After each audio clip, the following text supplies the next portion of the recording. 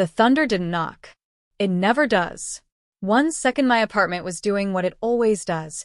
Buzzing lights, humming fridge, the quiet dignity of a place held together by rent control and optimism, and the next second the sky cracked like it had a personal grudge. Windows rattled. Pipes groaned. Somewhere outside, a car alarm panicked on my behalf. I sighed, reached for my mug, and told myself the storm would pass like all the others. That was when something small, fast, and very much not human slammed into my front door. She burst and soaked, shaking, ears flat, tail bristled like a malfunctioning antenna. Tall, fox-like, unmistakably engineered rather than born, she scanned my living room as if it were both a shelter and a crime scene. Water dripped off her hair, her coat, her tail, pooling on my cheap rug. Her eyes locked onto me with the intensity of someone who had decided I was either the solution or the least worst option. "I require immediate environmental stabilization," she said, breathless, as another thunderclap rolled overhead. I blinked, not because of her words, because of everything else. The ears, the tail, the way my brain took a full second longer than usual to process reality. I pointed weakly at the couch. She shook her head before I finished the gesture. "This structure is inadequate," she said, voice tight. "Walls too thin. Vibrational bleed through excessive. Emotionally loud." That was a first. No one had ever accused my apartment of having emotions, let alone loud ones.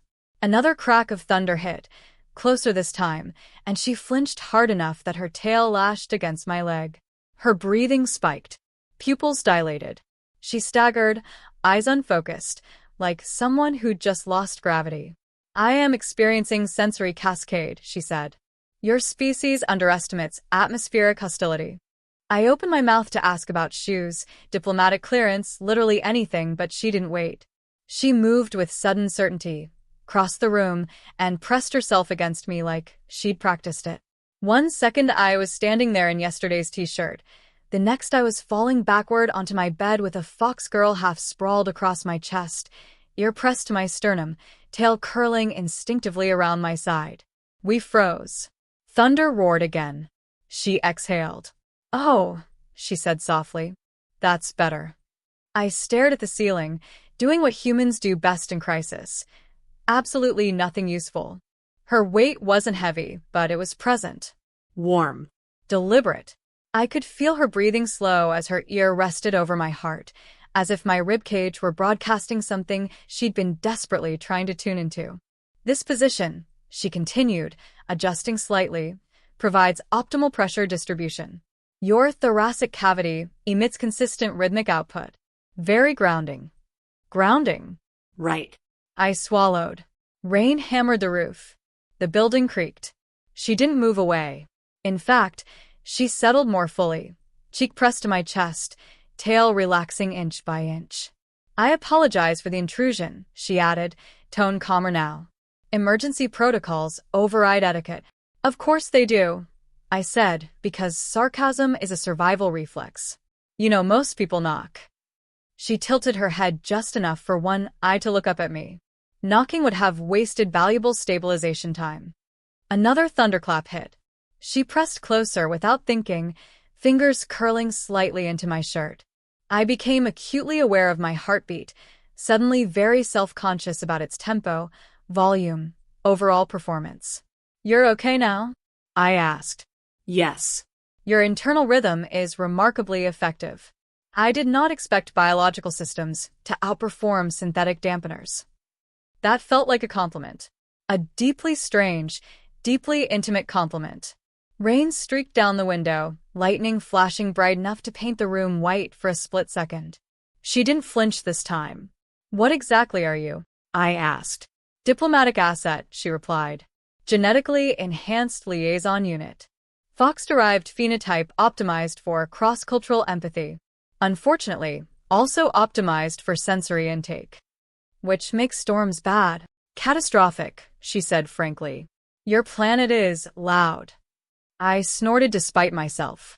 "Yeah, we get that a lot."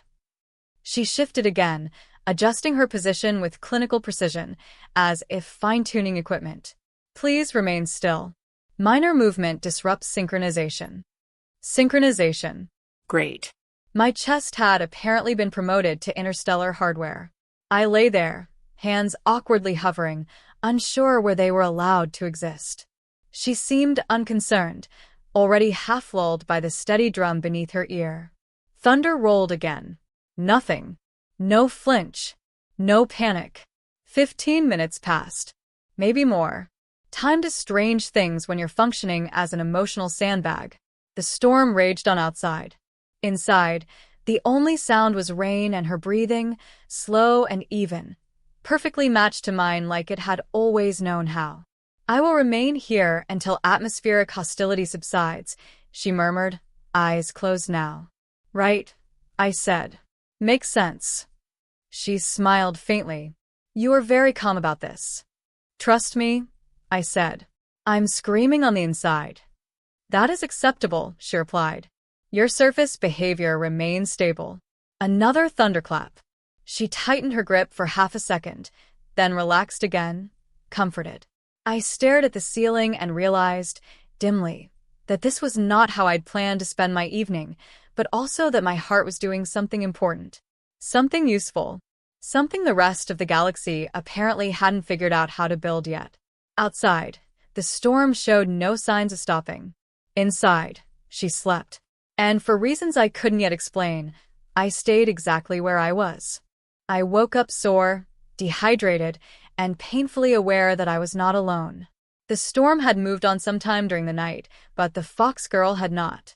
She was still there, sprawled across my chest with the confidence of someone who had decided this was her spot and saw no reason to renegotiate. Her ear was still pressed to my sternum, tail draped across my waist like it had signed a lease. Every slow rise and fall of my breathing was mirrored by hers, perfectly synchronized, as if my ribcage had become her favorite piece of furniture. I tried not to move. That lasted 3 seconds. The moment my muscles shifted, her eyes snapped open. Not sleepy, not confused. Alert, focused, and mildly offended. Please do not disrupt calibration, she said. Calibration, I echoed. Right. Of course. She lifted her head slightly, eyes narrowing as if running diagnostics. Your internal rhythm has changed. Did you experience distress? I woke up, I said. That usually does it. She considered this, then settled back down, cheek returning to its place with a soft, satisfied exhale. Understood. Morning fluctuations accounted for. Morning fluctuations. Fantastic. I stared at the ceiling again, wondering when exactly my life had become a peer-reviewed study. She reached into a small device clipped to her belt and tapped it, projecting faint holographic readouts into the air above us. Lines of data scrolled past, pulsing gently in time with my heartbeat. Your species emits involuntary comfort signals, she said. Thermal output, rhythmic vibration, subtle chemical markers. Combined, they form a highly effective stabilization field. Happy to help, I said. Do I get a badge or something? She ignored that. We attempted to replicate this using synthetic matrices. Failed. Too sterile. Too intentional. She shifted again, pressing closer, as if emphasizing her point. I felt heat rise to my face and hoped very much that whatever chemical markers she was detecting didn't include embarrassment. Humans, she continued, do not attempt to suppress baseline emotional noise. You coexist with it. We call that being tired, I said. Her tail flicked, amused. That aligns with my findings. I finally worked up the courage to gesture vaguely at our situation. So, this is temporary, right? Just during storms? Yes, she said easily. Storm conditions only. That's good, I said, choosing to ignore the part of my brain already doing weather math. She rolled slightly onto her side but kept one arm draped across my chest, fingers resting just over my heart like she was holding a pulse monitor in place. However, repeated exposure may improve efficiency. Efficiency of what? She smiled, sharp and fox-like. Stabilization. There it was again. That word. Neutral. Clinical. loaded in a way that made it worse, not better. I swallowed and focused on the ceiling fan, which had suddenly become very interesting. A knock sounded at the door. I froze. She didn't. "Remain still," she whispered. "External variables detected." "It's probably my neighbor," I hissed. "He knocks like he's apologizing to the door." The knock came again. She sat up just enough to peek toward the door, ears twitching. "Do they pose a threat?" she asked. "Only to small talk." She considered this, then slid off me with visible reluctance, tail brushing my leg as she stood. I immediately missed the weight, which annoyed me more than the weight ever had. She smoothed her coat, composure snapping back into place like a switch had flipped. When I opened the door, my neighbor stared past me, eyes widening just a fraction. He said. "Morning." "Morning," I replied. Behind me, she waved politely. His gaze dropped. Lingering. Calculating. He cleared his throat. "Everything stable?" "Yes," she said before I could answer. "Environmental anchoring successful." He nodded slowly, as if that explained anything, then handed me a mis-delivered package and retreated without another word. I closed the door and leaned against it. She turned to me, eyes bright. "Your community members are curious," she said. "They'll survive," I said. "So will I, hopefully." She tilted her head. "You display discomfort." "I'm adjusting," I said. "That's kind of our thing." She smiled again, softer this time. "Then we are similar." Later, when the clouds rolled back in and thunder rumbled distantly, she didn't ask. She simply returned to the bed, patted my chest once in a gesture that felt uncomfortably practiced, and lay down as if resuming a paused activity. "Storm probability has increased," she said. "Preventative stabilization recommended." I sighed, stared at the ceiling, and held still as her breathing synced with mine once more. Outside, rain began to fall again. Inside, a hyper-advanced alien diplomat used my heartbeat like a lullaby, and somewhere across the galaxy, a report quietly updated itself. Humans, it seemed, were not impressive because they conquered fear. They were impressive because fear felt safe falling asleep on them. By the third storm, it stopped feeling like an emergency and started feeling like a schedule. I knew it before the weather app finished buffering, before the sky darkened enough to matter. My phone buzzed with a polite notification from the building about severe atmospheric activity, and 10 seconds later there was a much more personal alert, a soft knock, perfectly timed, followed by her voice through the door. "Stabilization window approaching." I didn't argue anymore. That phase had passed somewhere between the second cup of coffee and the realization that my bed had been unofficially reclassified as shared infrastructure. I opened the door and stepped aside. She entered like she belonged there, already loosening her coat, ears twitching as the first distant rumble rolled across the city. "You're early," I said. "Forecasts underestimate cumulative intensity," she replied. "Your storms escalate emotionally." That's one way to put it. She didn't wait for permission this time. She never did anymore. She crossed the room, sat on the edge of the bed, and looked at me expectantly. Not demanding, just assuming. Like this was a routine we'd both silently agreed not to name. I lay back. She followed, settling against my chest with a familiarity that made my brain short-circuit for half a second. Her weight adjusted automatically, finding the exact balance point where my breathing stayed easy and her ear lined up perfectly over my heart. Her tail curled without asking, looping loosely across my side, a living bracket holding everything in place. "Baseline acquired," she murmured. "Good for the baseline," I said. She exhaled, long and slow, and the tension drained from her body in visible stages. Outside, rain began hammering the windows. Inside, my chest did what it had apparently been born to do. "This is becoming frequent," I said carefully. "Yes," she agreed. "That's all you've got?" She lifted her head slightly, looking at me like I'd asked why gravity was inconvenient. "Efficiency improves with repetition." "Of course it does." She settled back down, fingers resting lightly over my sternum, not pressing, just present. The double meaning of that wasn't lost on me, and judging by the faint flick of her tail, it wasn't lost on her either. She simply didn't interpret it the same way. Later that week, I learned that storms weren't the only trigger. Heavy wind, sudden pressure drops. Once, inexplicably, a documentary about deep-sea trenches. Each time, she appeared with the same calm urgency, the same clinical language wrapped around behavior that was anything but distant. You could try other options, I suggested one evening, as thunder growled like it was thinking about getting serious. Blankets, weighted devices, noise dampeners. She considered this thoughtfully while already lying on me. Inferior outcomes, she said. You adapt dynamically. Equipment does not. That's flattering, I said. I think. She smiled faintly.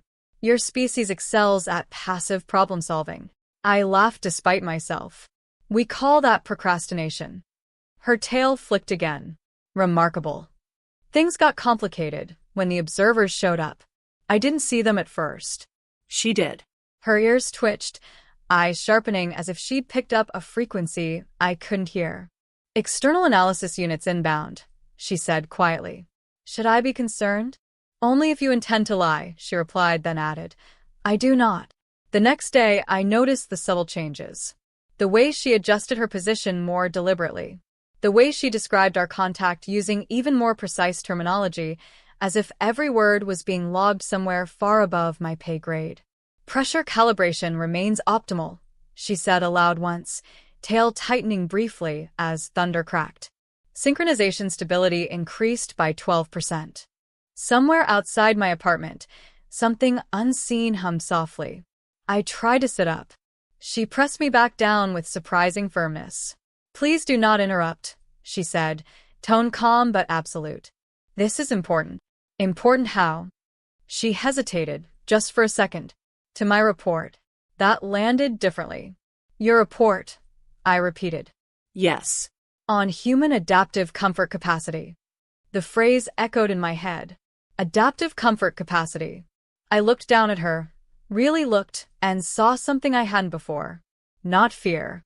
Not dependency. Curiosity. Intense, focused curiosity wrapped around a genuine need. And what happens when the report's done? I asked. She didn't answer right away.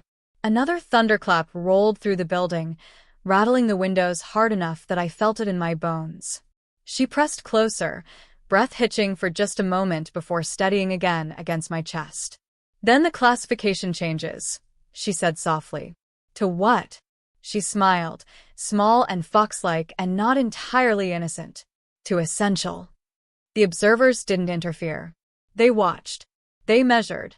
They recorded how an average human apartment, with its thin walls and unreliable heating, could outperform galactic technology simply by being occupied.